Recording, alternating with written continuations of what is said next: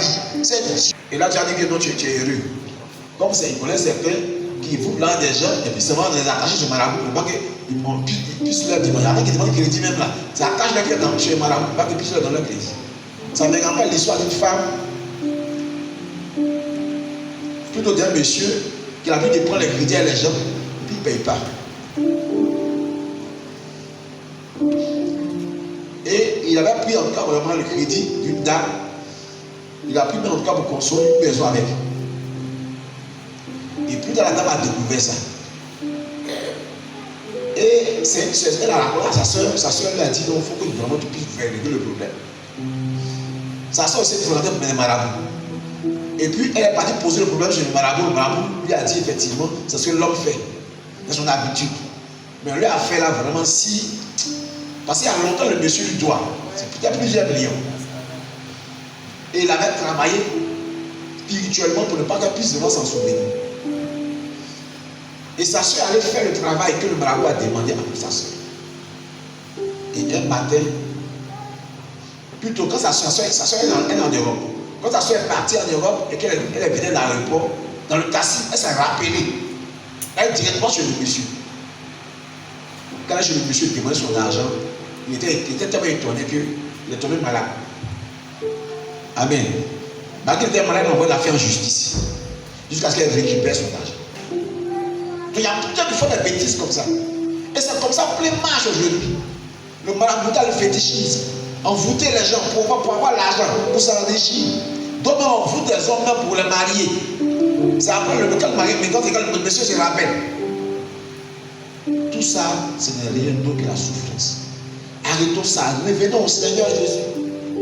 C'est lui qui peut tout faire pour nous. On est là, on s'inquiète. Vous êtes des religieux. Non, arrêtez ça. Arrêtez d'être religieux. Et tu fais semblant d'être chrétien alors qu'il n'est pas chrétien. Tu es un païen. Pour toi, ce n'est pas Dieu. Toi, c'est son âme qui t'intéresse. C'est pourquoi il voulait partager ce passage avec vous dans 1 Timothée chapitre 4 verset 8. 1 Timothée 4 8.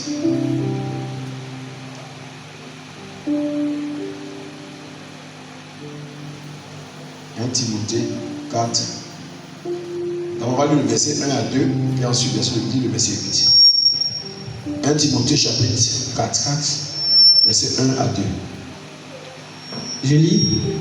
Mais l'Esprit dit expressément que dans les derniers temps, quelques-uns abandonneront la foi pour s'attacher à des esprits séducteurs et à des doctrines de démons. Verset 2. Par l'hypocrisie de faux docteurs portant la marque de la flétrissure dans leur propre conscience. Verset 8. Verset 8, vas-y. Je lis. Exerce-toi à la piété, car l'exercice corporel est utile à peu de choses, tandis que la piété est utile à tout, ayant la promesse de la vie présente et de celle qui est à venir. Alléluia. Amen. La Bible dit que dans les derniers temps, ils sont dans les derniers temps, que les hommes se détachaient de ce qui est de Dieu pour chercher à se faire plaire. Pour préférer écouter la parole de Dieu, mais qui est fatiguée. On n'aime plus qu'on nous prêche sur le péché. On aime les messages pour dire qu'on sera béni, on va voyager, on va prospérer. Mon ami, tu veux pas, quand on parle de Dieu, il y a toujours le péché qui est là, même si on ne prêche pas sur le péché. La parole de Dieu reste tout ce qu'elle est. Ce qu'elle est, il y aura un jugement plus tard. Le jugement que Dieu propose, c'est que tu appartiens à l'enfer. C'est ça. Et même avant de partir à l'enfer, il y a les conséquences sur la terre que tu vas vivre. Lorsque quelqu'un a fait des mauvaises choses sur la terre, tu vas partir en prison. Amen. Et donc, à force de faire des mauvaises choses, de voler, bah, tu voles une temps, on ne t'attrape jamais. Mais un jour, on va t'attraper. Tu vas partir à la maca. Je connais un jeune comme ça qui me volait des choses, il donne des conseils, mais finalement, c'est pas bon, il y a des conséquences. Malgré que ça, il faisait tout qui comprend la parole de Dieu, lui donner ce qu'il faut lui donner, mais il continue de voler. Des choses disparaissent. Mon cher qui a appris, quand on fuit, on sait que c'est lui qui a appris. Mais à chaque fois qu'il est là, quelque chose disparaît. Alors il allait voler quelque chose quelque part, on l'a mis en prison. On s'en te dit quoi? Que ce que tu fais là, un jour te rattraper. Il faut arrêter. Donc c'est les choses que les autres aiment. Mais ça soit à l'église et puis on chante, on danse et on se rend la main pour dire que nous aussi, on est chrétiens. Mais tu es chrétien là, est-ce que tu crois que Dieu est dans ce que tu fais? Est-ce que Dieu est dans la vie que tu mènes? On garde quelque part dans un garage, on avait deux messieurs, et puis on croit qu'on va se marier, on prie que Dieu nous donne un mari. Tu es déjà marié. Avec Dieu, tout est principe. C'est quand tu vas travailler que tu auras ton salaire. Mais quand tu ne travailles pas, tu n'auras pas de salaire. Et plus souvent, comme on travaille, tu ne travailles même pas dans les normes. Et tu attends un salaire. Sachant une chose, c'est une affaire de celui qui nous donne, qui nous paye. C'est une affaire de Dieu qui nous paye également, qui nous juge. Et si peut-être le producteur ou bien l'employeur ne donne pas le salaire qu'il faut, Dieu dit qu'il a aussi son jugement. Tout est principe.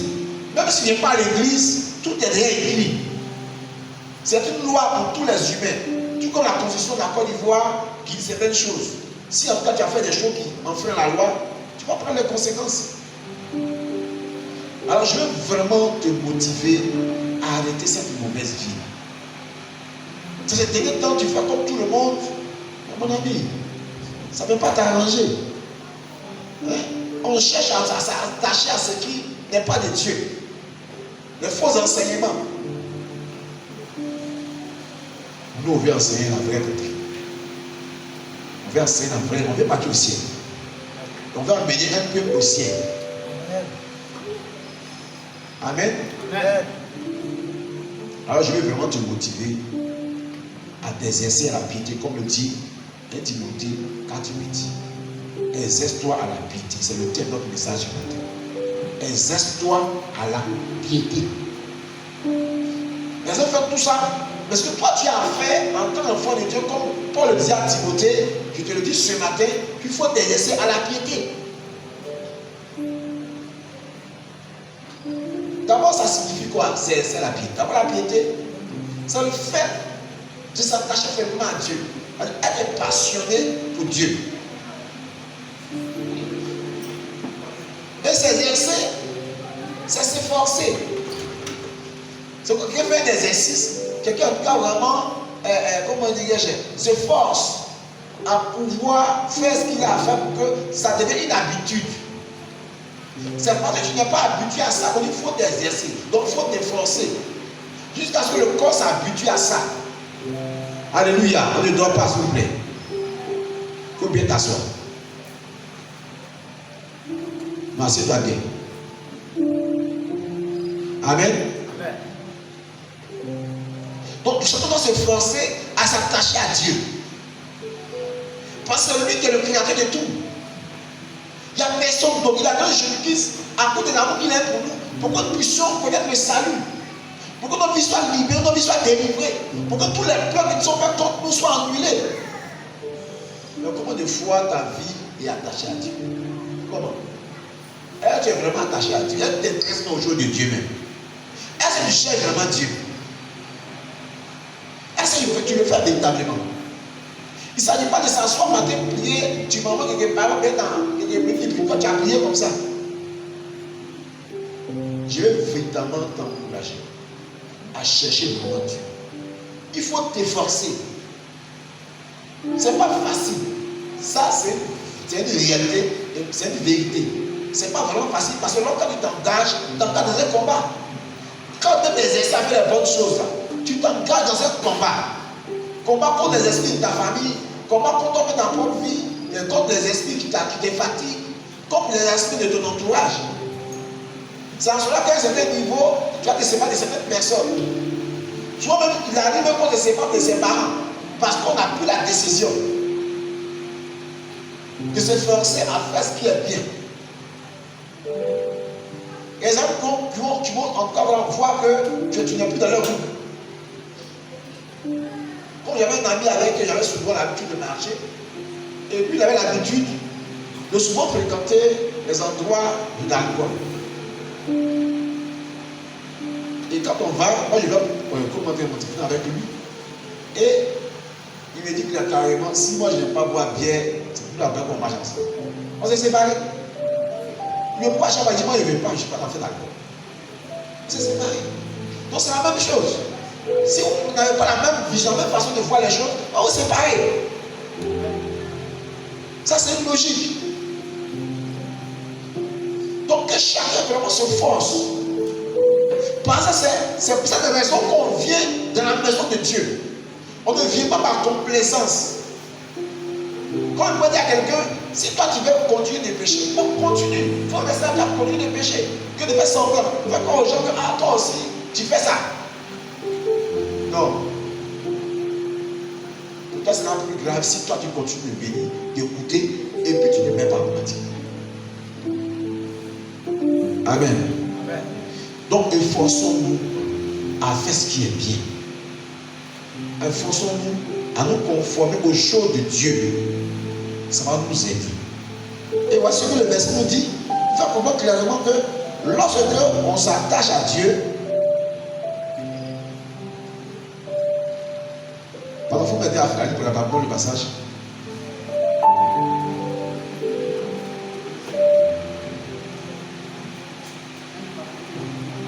Donc 1 Timothée 4:8. Voilà, il faut relire.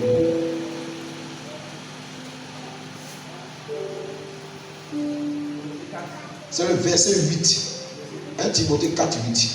Exerce-toi en la piété. Exerce-toi la piété, car l'exercice corporel est utile à peu de choses. À peu de choses. Tandis que la piété est utile à tout. Vas-y. Ayant la promesse de la vie présente et de celle qui est à venir. Voyez. Donc voici, à cause de cette raison, Dieu te demande de te forcer à faire ce qui est bien. Amen. Parce que les efforts que tu as fait physiquement, parce que comme on fait le sport, pour qu'on soit en bonne santé, on fait le sport pour qu'on soit équilibré physiquement. Mais ça n'apporte pas quelque chose à la vie spirituelle. Ça n'apporte rien. Ça peut t'aider à faire. Bon, peut-être que tu vas être en bonne santé, c'est tout. Ça ne peut pas régler tous les problèmes de ta vie. Mais lorsque tu vas t'exercer la piété, ça va t'aider pour aujourd'hui et pour demain. Mais le sport là, ça va te limiter. Ou des efforts que tu essaies de faire pour travailler, pour avoir l'argent, pour ceci. Mais c'est juste pour manger, puis c'est fini t'habiller, pour que les gens te voient. Mais si tu veux véritablement gagner un avantage auprès de Dieu, il faut t'exercer la piété. Mais c'est ce qui va t'aider pour aujourd'hui. Dieu va te protéger. Dieu va te garder. Dieu va faire que toutes les choses qui veulent te nuire là ne pourront pas t'en atteindre. Dieu te permette à ce que quoi? Tes activités puissent prospérer. Quand tu fais, Dieu te bénit absolument. Quand tu acceptes les choses de Dieu, de faire les choses de Dieu, là, il y a toujours un résultat de bonheur. Mais lorsque tu refuses, c'est seulement que le malheur qui va t'atteindre. C'est le contraire. Parce que quand tu es dans le corporel, quand tu luttes, tu seras obligé de mentir, de voler.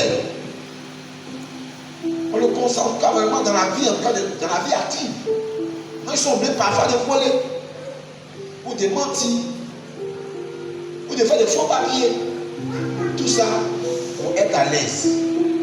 Mais lorsque tu acceptes de faire ce qui plaît à Dieu, ça va te mettre en sécurité pour aujourd'hui. Ça va te mettre en sécurité pour demain. Et même lorsque tu vas mourir, tu seras en sécurité parce qu'auprès de Dieu, tu auras encore la vie éternelle. Donc pourquoi ne pas choisir le côté de Dieu? Pourquoi? Ce n'est pas une affaire seulement qu'il y a des grandes personnes. Tout le monde est concerné par ça. Même les enfants sont concernés. Aujourd'hui, à cause du péché, beaucoup meurent tôt, meurent jeunes. Mais il y a un jugement qui t'attend. Donc je t'encourage à pouvoir t'exercer, de te forcer à faire ce qui est bien. Et ce qui est bien, c'est quoi? Nous le connaissons, bon, on va revenir là-dessus quand même. La première chose à faire plaisir à Dieu, c'est de s'approcher de lui. Et s'approcher de Dieu, c'est de prier. Quand on prie Dieu, on s'approche de lui. Il faut prendre du temps pour parler à Dieu. Pas pour aller expliquer seulement qu'il y a des problèmes, mais pour t'approcher de lui en tout cas pour reconnaître que c'est lui qui est ton Père, lui qui est ton Créateur. Pas beaucoup prendre la prière comme le moyen pour demander des choses seulement à Dieu. Non, ne te lis pas seulement qu'à demander. Sinon, le païen fait la même chose. Il fait souvent, le religieux fait la même chose. Il fait des prières souvent, il est exaucé. Mais toi qui es chrétien, tu dois pouvoir le faire parce que tu aimes Dieu. On parle d'un attachement. Quand il y a un attachement, il y a l'expression d'amour. Quand il y a l'amour, alors il y a l'expression de faire plaisir à Dieu. Faisons un effort. Efforçons-nous. Ça va nous aider. Ne te lis pas ce qu'on t'a fait croire. Mais sache que Dieu, il est partout. Mais il n'est pas dans tout. Dieu te voit. C'est grâce à lui que tu vis. C'est lui qui te protège. C'est lui qui permet que tu puisses manger. Certains de ton âge sont déjà morts. Et ça peut t'arriver à toi aussi. Alors, laissons toutes ces choses-là qui vont passer. Et puis attachons-nous à Dieu. Ça va beaucoup nous aider. Pour aujourd'hui et pour demain. Donc, dispose ton cœur et force-toi à la prière. Fais un effort pour prier le matin. Fais un effort pour prier le soir. Alléluia. Et la deuxième chose qu'on doit aussi pratiquer en voulant faire ce qui est bien, il faut gêner. Il y a des gens qui ont fait, mais il y a des gens qui n'ont pas gêné. Et ce n'est pas bon. Si tu veux être vraiment enfant de Dieu, tu veux te forcer à être de Dieu, tu dois pouvoir faire un effort pour gêner. Au moins une fois dans la semaine. Au moins une fois les 6 à 10 heures, tu ne manges pas. Mais tout ça pour ta propre vie. Ça va pour l'intérêt de quelqu'un d'autre. Si quand tu jeûnes, ça t'enfermisse. Et comment dire, sur le plan charnel. Et ça détruit beaucoup de choses dans le spirituel. Il y a des moments où Dieu nous a forcé à gêner. On n'a pas eu à manger. Et puis on n'a pas le temps de manger même. Et Dieu a fait pour qu'on ne mange pas, pour que certains dangers qui t'aient arrivés soient annulés. Pourquoi le jeûne aide? Ça ne veut pas dire les choses. Spirituel peut t'aider pour aujourd'hui, pour demain. La Bible dans Matthieu chapitre 10, verset 21 quoi? Ce sont des démons, ne sortent par le jeûne et la prière. Ça veut dire qu'il y a difficulté sur la terre ici. Il y a certains problèmes là, c'est la prière ne se fait pas. Il faut forcément te faire un effort pour gêner. Tu as prié pour un sujet, ça continue. Il faut vraiment prendre un moment de jeûne. Le problème c'est un réglé. Alléluia. Mais ne gêne pas seulement pour régler le problème. Mais gêne surtout t'approcher de Dieu. Et ça va encore te faire plus de bien lorsque vraiment c'est pour aimer Dieu que tu le fais. La Bible dit aussi qu'il faut méditer la parole de Dieu. Si tu es la Bible, c'est pas pour la démontrer quelque part. Et puis quand c'est dimanche, tu vas prendre dans l'église. Non, il faut quand même lire. Il faut la lire. Il faut la méditer. Ça va vraiment te faire du bien. Ça va ouvrir ton entendement. La Bible dit que lorsque tu vas commencer à méditer, c'est en cela que tu vas savoir ce que Dieu a écrit dans sa parole. Pas des choses que nous ne connaissons pas. Mais en lisant, il y a des choses qu'on va découvrir. Et lorsqu'on va découvrir les choses, ça va nous changer, nous transformer nous-mêmes. Et en le faisant, la Bible dit que tu vas mettre cela en pratique. Et en le mettant en pratique, alors ça va te permettre d'avoir quoi? De la réussite dans tes entreprises. Dans Josué chapitre 1, verset 8. Ça ne sera pas du succès. On cherche le succès, on cherche la réussite. C'est en se conformant au principe de Dieu. La parole de Dieu, là, elle est écrite pour les principes, pour comment la vie en général, la vie de tous les humains, et aussi pour la vie chrétienne. Alors efforce-toi à méditer le matin. Efforce-toi à méditer le soir. La vie, tu médites. Ma parole, joue tes nuits. Médite ma parole, joue tes nuits. Prends la Bible et prends le temps pour la lire tous les jours. Mais combien de fois tu lis ta Bible? Dans la semaine, tu lis ta Bible combien de fois? Si tu as une Bible, lis-la. Médite-la. C'est ça être chrétien. Alléluia. Et un bon chrétien, il doit se rendre au culte. C'est pas son culte de dimanche. Ça, c'est un religieux. Le vrai chrétien, mais les soirs, ils sont à l'église. Les mercredis, les vendredis, doivent être là. Donc, efforce-toi pour être là les mercredis, les vendredis. Parce que là, Dieu nous permet d'apprendre d'autres choses encore qui t'apprennent pas les dimanches. Quand tu es chrétien, tu dois l'évangéliser aussi. Tu dois d'autres personnes parce qu'il faut que tu partages ce que tu as reçu de Dieu. Quand tu as les moyens, tu dois aussi aider ton frère, ta soeur, ta côté, quand tu en as. C'est ça la vie chrétienne. C'est ça l'exercice de la piété. Efforce-toi à faire toutes ces choses que tu sais. Efforce-toi à mettre en pratique ce que tu sais de Dieu. Ne viens pas là vraiment pour écouter et puis après tu vas oublier. Parce que sache une chose, tout ce que tu entends ce matin, ou tout ce que tu entends tous les dimanches, ou tous les mercredis et vendredis, ou c'est bien le soir, ça porterait un jugement pour toi. Alors efforce-toi à aller dans le Seigneur et à mettre en pratique sa parole. Tu vas nous aider. Amen. Alors on va lire ensemble Colossiens 3, verset 2 pour terminer.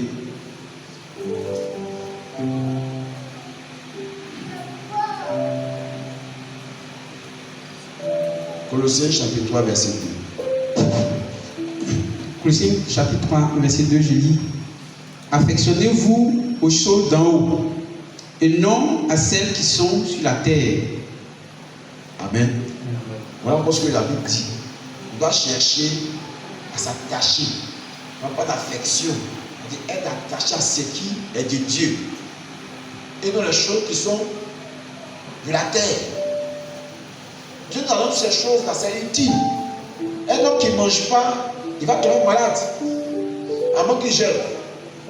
Il peut même mourir à cause de manque de nourriture. C'est pas Dieu a donné la nourriture pour le ventre. Parce que tu as un ventre, c'est que Dieu a trouvé le moyen de pouvoir mettre des choses dans ton ventre. Tout est utile.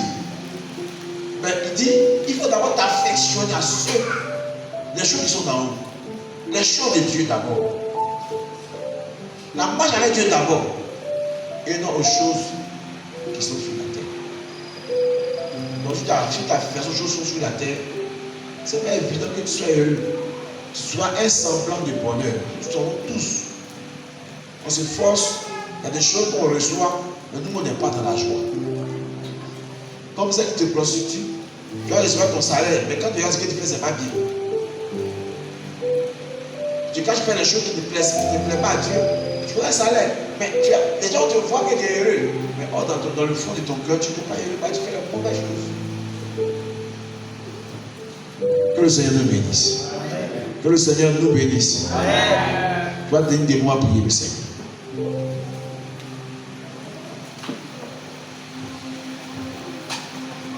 Je sais que tu as quelque chose à dire à Dieu ce matin. Dieu dit, efforce-toi. Ce n'est pas facile pour toi, mais il dit, il faut faire un effort.